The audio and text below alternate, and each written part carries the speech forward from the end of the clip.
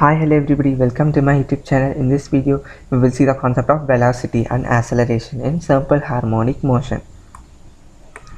So if they have given the equation of motion like this, x is equal to a plus b sine omega t, and they are asking the amplitude, then it is nothing but root of b square, which is b.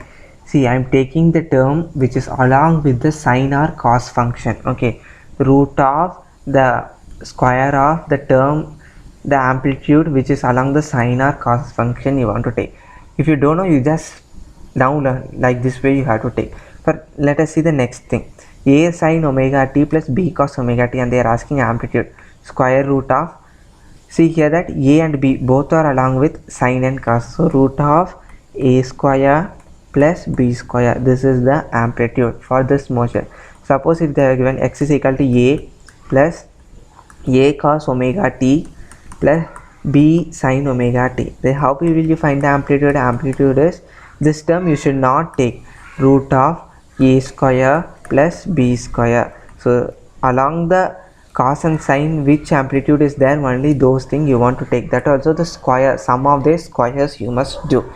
Now we know in the previous video we have learned that the displacement motion is a sin omega t. So displacement motion is a sin omega t.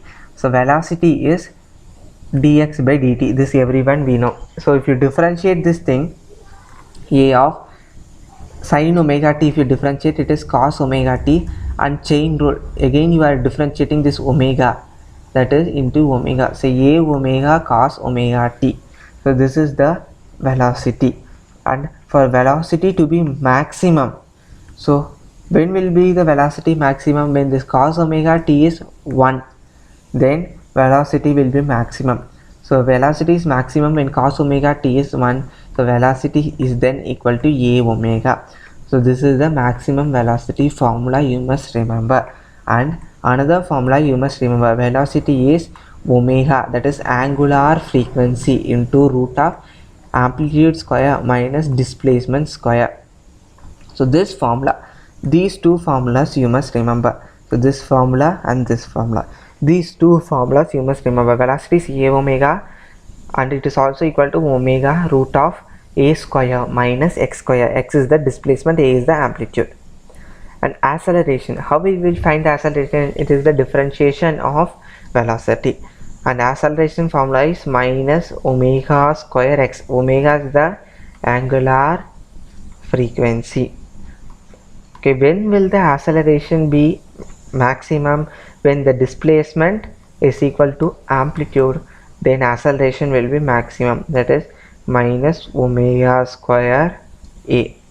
Okay, and this is the most important point, and this is a NEET 2020 previous year question. So velocity is maximum, acceleration is 0. If acceleration is maximum, velocity is 0. So if one is maximum, another is 0. When will this will be positive? When the phase angle between velocity and acceleration is pi by 2. Okay, so the phase angle between velocity and acceleration is pi by 2. The velocity is maximum, acceleration is 0, and if acceleration is maximum, velocity is 0. Now certain points you must remember. See, displacement, velocity, acceleration, they have same time period. Most important point, all the displacement, velocity and acceleration, they have same time period. Velocity is ahead of displacement, it is ahead of displacement by pi by 2, and acceleration is ahead of velocity by pi by 2. So velocity is ahead of displacement by pi by 2, acceleration is ahead of velocity by pi by 2. So acceleration is ahead of everything. So acceleration is first, then velocity, then displacement. So acceleration is ahead of displacement by pi, and this is the NEET 2020 question, pi radian. Okay, and we everyone know that t is equal to 2 pi root of L by G in case of simple pendulum. Okay, in SHM, time period is 2 pi root of displacement divided by acceleration due to gravity. So So time period is 2 pi root of displacement divided by acceleration.